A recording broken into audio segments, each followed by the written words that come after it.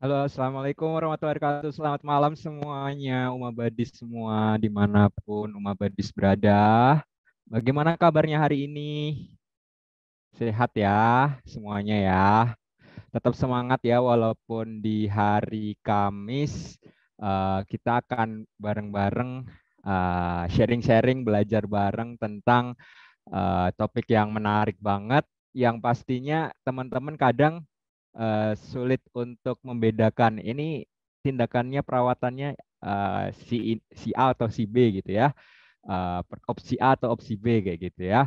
Oke, malam hari ini Mabadi semua, jumpa lagi dengan aku Dr. Gigi Arca, eh, akan membahas tentang materi topik yang cukup menarik di bidang ilmu kedokteran gigi anak, di bidang pedodonsia, tentang apexogenesis dan apeksifikasi. Sebelumnya aku mau cek dulu nih teman-teman, ada nggak yang sudah koas dan sudah melakukan requirement ini? Kalau ada silahkan chat di kolom chat ya.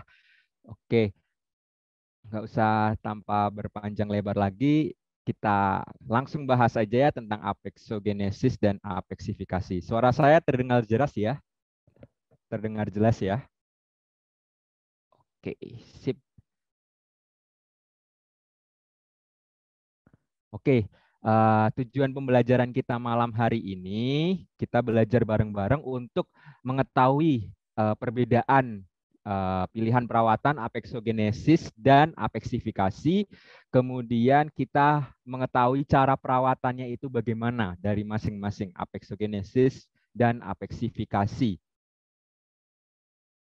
Ya, jadi pendahuluan dulu ya. Jadi ketika kita membahas apexogenesis, apeksifikasi, itu berhubungan dengan organ di dalam gigi ya, yaitu pulpa. Nah, seperti kawan-kawan yang kita ketahui bahwa pulpa itu terbentuk dari odontoblas. Odontoblas sehingga penyusunannya ketika odontogenesis ya. Nah, kemudian eh, ada satu hal yang menarik di pulpa itu, yaitu vitalitas pada pulpa itu sangatlah kompleks.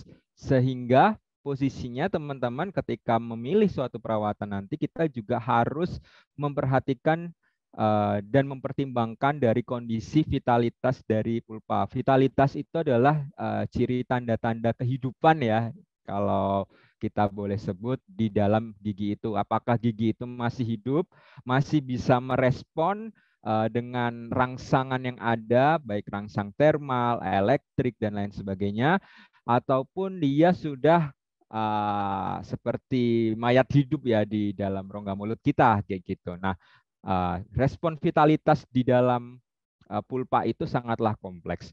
Kemudian ketika kita membahas apexogenesis dan apeksifikasi, kita tidak hanya bisa melihat secara kasat mata saja. Jadi kita hanya melihat sekali dengan bertanya-tanya saja, terus kita menentukan, oh ini perawatan apeksifikasi nih, oh ini apexogenesis, nggak bisa seperti itu.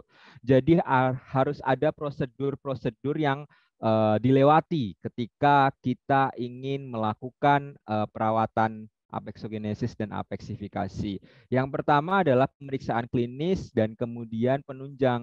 Nah, hal-hal ini yang nantinya akan mengarahkan kita ke diagnosa klinis sehingga kita bisa dengan akurat, dengan yakin bahwa prosedur perawatan yang kita lakukan itu hal yang benar. Nah, pemeriksaan klinis sendiri ini ada macam-macam. Jadi secara visual kita bisa melihat, kemudian secara sondasi juga kita bisa melihat gigi tersebut. Kemudian selain itu juga posisinya kalau di gigi anak-anak untuk perawatan seperti ini biasanya itu terkadang ada, selain gigi yang karies itu juga ada faktor traumatik. Jadi ada traumanya di situ. Jadi kita perlu gali ketika kita menganamnesa pasiennya. Kemudian sondasi sudah, kemudian secara visual sudah, kemudian kita bisa cek dengan menggunakan tes vitalitas thermal, bisa menggunakan kloretil, kemudian bisa yang menggunakan panas atau bisa juga menggunakan yang elektrik dan macam sebagainya. Kemudian ada kuncinya di sini yaitu kita membutuhkan pemeriksaan penunjang. Nah, pemeriksaan penunjang di sini yaitu kita bisa melakukan pemeriksaan radiografi. Nah, radiografi apa sih yang sebaiknya kita lakukan ketika kita akan melakukan perawatan ini? Sebaiknya kita menggunakan radiografi foto periapikal. Itu karena posisinya kita ingin melihat dari si perluasan lesi kariesnya, kemudian dari si jaringan periapikalnya, jadi sehingga yang bisa mengamati secara spesifik, secara detail yang paling baik adalah foto periapikal. Namun apabila ada catatan khusus posisinya adalah pasiennya memang uh, tidak kooperatif ketika kita akan melakukan foto periapikal, maka ada opsi yang lainnya yaitu kita bisa melakukan panoramik. Namun posisinya panoramik itu ya juga tidak terlalu dianjurkan sekali. Jadi ketika kita akan melakukan prosedur perawatan apexogenesis dan apeksifikasi, alangkah baiknya kita melakukan foto periapikal. Wajib nggak dok untuk dilakukan foto radiografi? Hukumnya sebetulnya wajib karena kita akan mengevaluasi di ujung apikalnya itu seperti apa. Jadi kalau kita tanpa foto radiografi, ya bagaimana caranya kita mengevaluasi keberhasilan perawatan kita seperti itu. Nah, kemudian ketika kita membahas apexogenesis dan apeksifikasi itu berhubungan sekali dengan identik sekali dengan gigi permanen muda. Apakah gigi desidui bisa dilakukan itu? Bisa, cuma namanya beda. Prinsipnya sama tapi namanya beda. Jadi apexogenesis apeksifikasi itu adalah posisinya terjadi perawatan yang kita lakukan itu pada gigi-gigi permanen muda. Maksudnya apa? Permanen muda itu adalah gigi dewasa yang dia itu baru erupsi. Jadi posisinya ketika dia sudah apa istilahnya baru erupsi, jeder ada trauma kah atau ada karies kah yang tiba-tiba dalam kayak gitu. Nah, itu kita melakukan prosedur perawatan itu. Dan posisinya yang baru erupsi itu pasti memiliki fisiologis di ujung apikalnya, yaitu apikalnya belum menutup sempurna. Jadi posisinya masih ada apikalnya itu ada rongganya ya, ada rongganya di situ. Nah, efeknya apa sih? Efeknya apa sih dok untuk sebenarnya nggak berefek apa-apa, itu hal yang wajar. Cuman ketika nanti terjadi sesuatu atau semisal traumakah atau memang lesi kariesnya sudah cukup dalam, kita harus memperhatikan step-step perawatannya setelah itu gitu. Jadi kita harus memperhatikan secara holistik semuanya.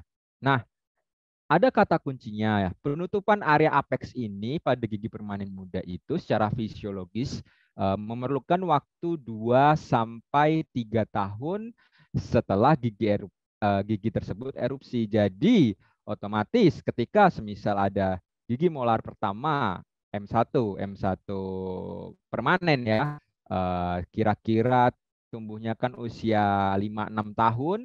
Nah, posisinya ujung apexnya menutup ya 2 sampai 3 tahun setelah erupsi tersebut. Berarti otomatis gigi yang permanen yang betul-betul itu usianya mungkin minimal 7 sampai 8 tahunan. Jadi baru bisa kita melakukan prosedur yang lainnya yaitu perawatan saluran akar. Sebetulnya ketika kita membahas apexogenesis apeksifikasi ini ya kita melakukan endodontik pada usia mixed dentition seperti itu. Secara garis besar secara umumnya. Nah, ada istimewanya yaitu apexnya yang belum menutup. Jadi itulah ketika nanti teman-teman semisal ujian ataupun nanti teman-teman pasti sering sekali ketika nanti sudah praktek akan menemukan hal-hal seperti itu. Karena posisinya mayoritas pasien yang mengalami trauma itu pasti usia-usia mixed dentition itu 6 tahun dan lain sebagainya karena trauma jatuh kayak gitu.